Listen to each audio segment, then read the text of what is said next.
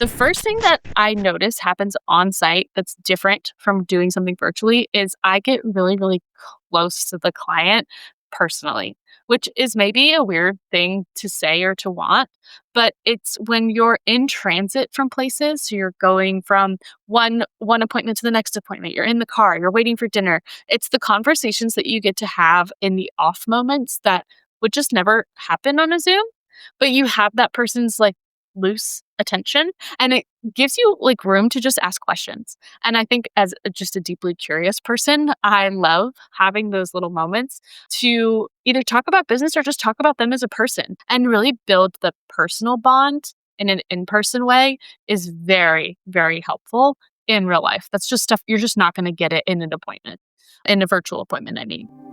Kiss my aesthetic, branding, marketing, entrepreneurship. Greetings and welcome back to the Kiss My Aesthetic podcast.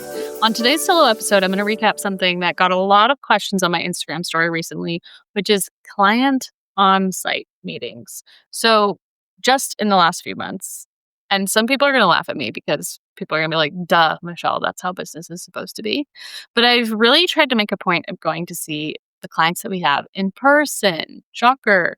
A lot of these clients we've worked with for years and years and years, and I've never met in real life, and found a way to work my schedule so that I was going and spending some real one-on-one time with the clients that we are doing business with. This definitely spurred up a lot of questions from you guys in my DMs, and I have some of those over here. But first, I want to kind of just recap what those projects are and what capacity we are working with them.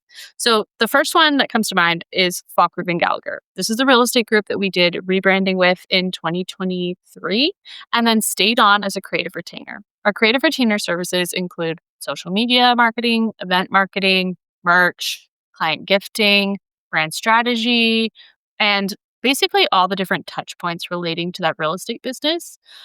Since we've worked with Falk Rubin Gallagher team, they have had incredible sales years and incredible growth.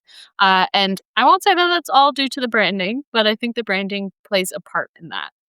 The second client that I want to talk about in that capacity is Gallivant Society. So if you go back and listen to the episode with Ali, we talk about the rebranding and how we had been working together also since 2023 because she first came to us looking for help with merch.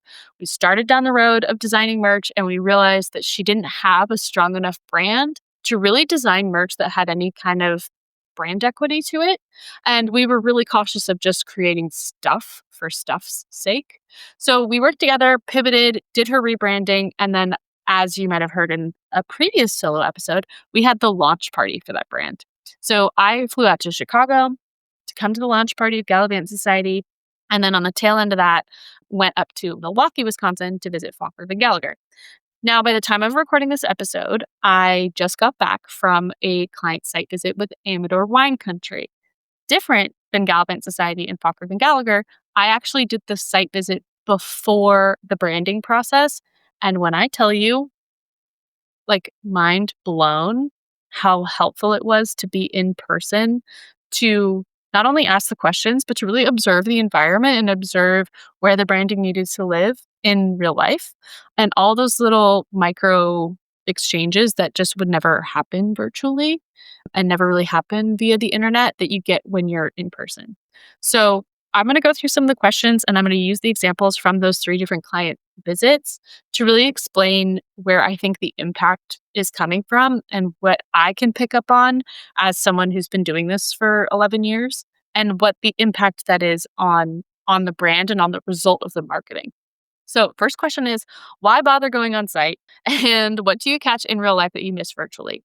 The first thing that I notice happens on site that's different from doing something virtually is I get really, really close to the client personally, which is maybe a weird thing to say or to want, but it's when you're in transit from places. So you're going from one appointment to the next appointment. You're in the car, you're waiting for dinner. It's the conversations that you get to have in the off moments that would just never happen on a Zoom, but you have that person's loose attention, and it gives you like room to just ask questions. And I think as just a deeply curious person, I love having those little moments to either talk about business or just talk about them as a person. Like, how did you get into this job? How long have you been doing this? What did you do before this? What's your family like? What do you like to do on the weekends?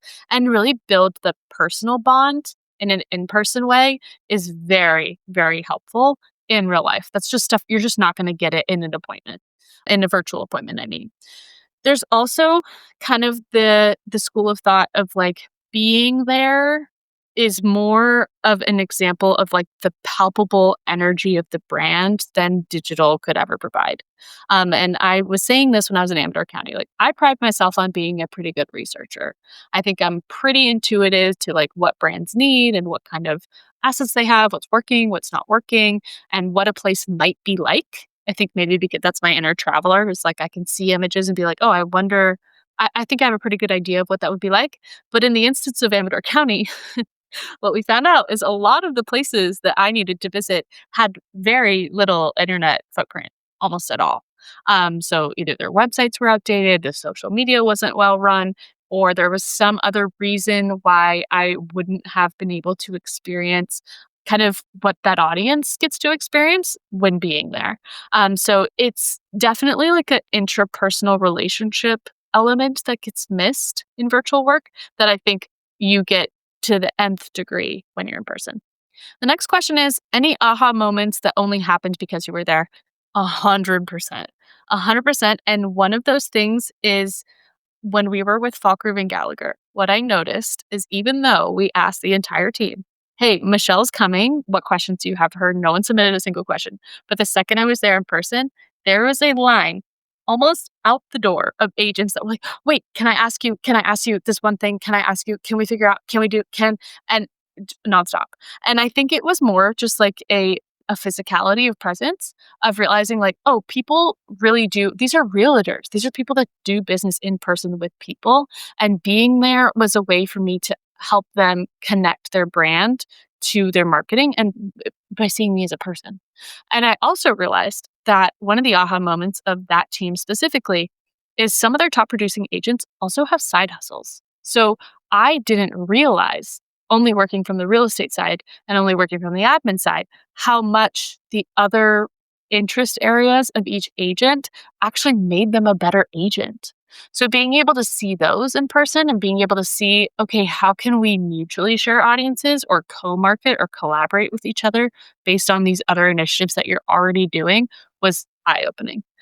So that already has spun off into 5 or 6 different opportunities of me helping the agents grow their side businesses as a way to help the real estate group and have the real estate group help to sponsor those side efforts. So I think that was just such an aha moment from the jump being with FRG and then being with Gallivant Society as well. It was so fun to meet all the ladies, but I noticed how we can help create a culture of people that want to make content from a user generated standpoint. I think I was there kind of studying the group dynamics and studying what was going on and figuring out what of the unboxing experience really stuck out to them.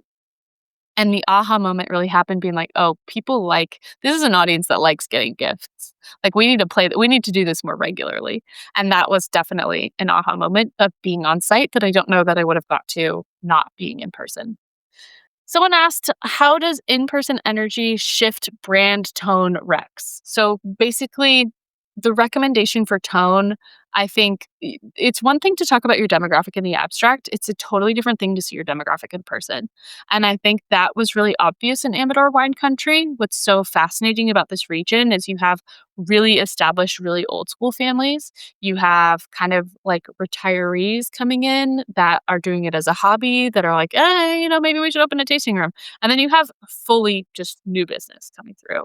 And I think what's something I didn't acknowledge digitally that I noticed in person was the energy shift from place to place to place. It's like there's a very clear, palpable energy shift from what each of those businesses represents. And this is such an interesting project because, and I haven't gotten into it much in detail, but Amador Wine Country, the project, is a group that all the wineries pay into. And then that group then helps market all the wineries together. So the whole gamut from every type of experience. And again, to be able to talk about demographics in the abstract, it is one thing. And we did that in depth in the questionnaire and talked about how there's different age groups and there's different affluent levels and there's different, levels of wine knowledge. But being in the different tasting rooms and seeing the demographic that comes through each one, it clicked into place like, oh, this is this kind of vibe, this is this kind of vibe, this is this kind of vibe. And so how that informs the branding is I need to then consider all those things in the brand design. So that was a really interesting kind of experiment. Someone asked, what's your go-to move when you're first walking into a client space? And I think the go-to is to be yourself. That sounds so corny, but to really kind of lead from the place of like, I'm here to observe.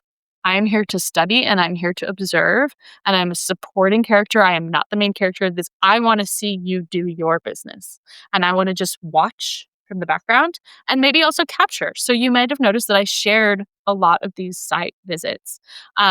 I shared my trip to Milwaukee. I shared the trip to Chicago. I shared in detail the trip to Amador Wine Country, and really getting that BTS content and the photos and, pictures of the stuff that maybe the real estate agents take for granted. Maybe they don't realize is such a cool aspect of the business, like having the logo on the door or having the signs out in the community. I'm like, oh, there's the logo. I got to get a video. And then that becomes a piece of social media content. So definitely documenting everything is really important. I also love to document things to take them back to then use them in the brand design process. So for Amador Wine Country, we went to a historical museum that had all of these like old school gold mining tools and then old school wine labels and posters and different marketing materials that like most definitely don't exist on Pinterest. There's no way I would have found my way to them otherwise. But being able to take pictures of everything, like I love coming home to like a full camera roll because then I could use those as actual visual references in the actual project. And that was super satisfying to be like, oh, this is the sign at the museum that's at the Historical Society of the oldest winery. This is the wine label that's in the case that's at the museum in the town. Like this is, and to point to the actual connection of place to the branding was really, really, really important, especially in that project. So having my camera roll full of that BTS content is really important. I think the other thing that is important about being in person, to kind of go back to the other question, like what are the vibes or how do you pick up on the energy in real life versus virtually? Group dynamics, especially teams that are large or associations or just figuring out like how everyone works together, what people's individual strengths are, and seeing that translated in real life by being an observer cues you into a lot of people's like communication habits or expectations or how they just move through their professional life. I think just paying attention to like, okay, who are the players that should have a heavy say in whatever it is that we're working on together, and who are the ones that are squeaky wheels, and who are the ones that are really like you really got to pull information out of them. And that's so hard to do virtually because you miss a lot of that. So being in person is a way to kind of break down those barriers, break down that distance, and really start to study like, okay, who is going to be a major player in this, and how can we make sure that each person's strengths are played up. And that's been very interesting to me in all of these site visits. Okay, entrepreneurs, this one is for you. You know I'm all about making your brand work for you, and this is where Sticker Giant comes in. They get it. Whether you're a small business, a creative freelancer, or someone just starting out, Sticker Giant wants to help you tell your stories with custom stickers and labels. They really make your products look pro, your packaging pop, and your brand stick in people's minds, literally. So if you're ready to take your brand to the next level, visit stickergiant.com and become part of the KMA community by using code KMAPodcast25 at checkout on stickergiant.com to get 25% off your first order. See how they can help you bring your ideas to life. You definitely won't regret it. Sticker Giant, your partner in creating brag-worthy branding. Somebody asked, do onsites actually change your original strategy? I can't say that that's happened yet. So the onsites I've been on for Falkirk and Gallagher, Gallivan Society, Amador Wine Country, I would even say for like Hotel Abbey Candle, hasn't particularly changed the strategy, but it has strengthened my approach because there's now a familiarity aspect. We've gotten to get to know each other. We've been able to have conversations that didn't have to be work related. We could brainstorm. I could ask follow-up questions based on something that I saw or interacted with, and that's been super, super helpful, is just those, like I said, the micro moments in between exchanges has been really interesting. But I think overall, it's not particularly changing my strategy, more so as informing the next steps and like springboarding me into those next steps faster. And a lot of that, for example, with the real estate group was like realizing how many of the agents had their own side hustles was the springboard to be like, oh, there's a whole untapped opportunity here to collaborate between the effort that you do on as a member of this real estate group and the effort that you do outside of the real estate group. So that would be a good example there. Let's see. How do you turn your field notes into brand assets or ideas? Talked about this loosely with Amador Wine Country, but even with FRG, when I was out on the visit, we went out to a project that they are overseeing called Harmony Grow. I was able to get photos and videos, and we've turned those into reels and social media content. So we're able to take my BTS kind of experience and turn it into content for the brand. For Amador Wine Country, we definitely took the notes from each of the people that we met with and implemented that into the branding. And I think that was an interesting way to go about it as well, because that project was particularly like it involves a lot of people and it involves a lot of different types of people. So when I was meeting with the different winery owners and asking them about the project, um, I kept coming back to this question that was like, let's say it's 5 or 10 years from now and everything we've worked on together has gone way better than you ever imagined. What would be different? What would be different about the way that you do business, about the way that you operate this tasting room, about the wines that you sell, about the clientele that you serve?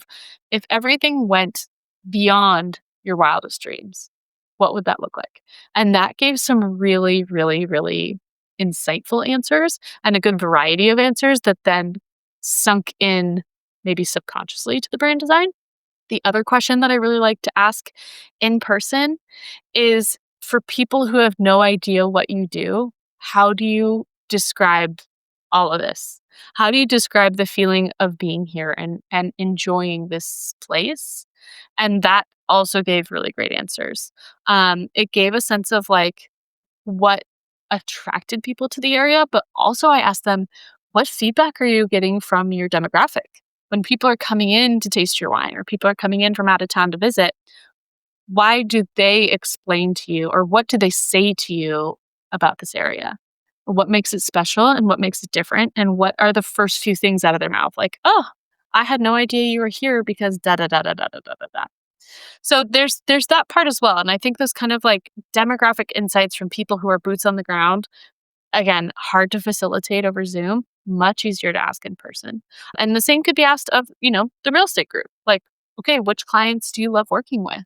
What do you hear from clients? What do you hear from clients as being their pain points? All that good information that really helps inform how you deliver a good service or product is really important to have the longer that you work with someone. And like I said, I pride myself on being a good researcher. I pride myself on asking good questions. I like to interview a lot of our clients on this podcast so I can really dive deep into what they care about and what's going on. But overarching, I think that when you can disarm someone, they're already in their comfort zone of being in their space, in their routine, in their places. And then just asking, what makes this what it is and what would make it better. That's really the job, I think, of a good marketer. Someone did message on Instagram and asked how the heck I was billing clients for this. So this will be our last kind of question here. The other question is, how do you pitch the ROI of an onsite? And for the clients that we've done onsites for thus far, I've positioned it as kind of like explaining that well, first and foremost, I charge a day rate. So when we do any type of marketing that is on site, so think like San Diego Open, the tennis tournament, or any other kind of like week long initiative, or where there's multiple days where I'm showing up and not only doing marketing, but I'm talking to people and creating content the whole time that I'm there. That is considered like what I would say is like my day rate. So the day rate right now is it can be anywhere from like $1,200 to $1,800 for the day. That's what you're going to pay for me to come out to your company for the day. What we've been able to work out with the clients thus far, by the time we're recording this, may change in the future, asterisk, is that if they can cover my flights and accommodations, that I would waive my day rate. So that's looked like, in the case of being in Chicago and Milwaukee, which are right next to each other, it worked out great because that's two clients for the price of one. So it was bing bang. And we were able to kind of divvy that up respectively. But it made it so that their job was just covering essentially the fee of hosting me. And then I was doing all of that work, which are long days. I mean, some of these days I'm up with them from 8 a.m. and not going home until 10:45. So that's kind of where it feels fair because obviously you're not working that entire time, but I am occupied the entire time, meaning I'm not working on anything else. So that's kind of where we can get to that as far as the cost from my side as the business owner and what the cost would look like on the brand's side.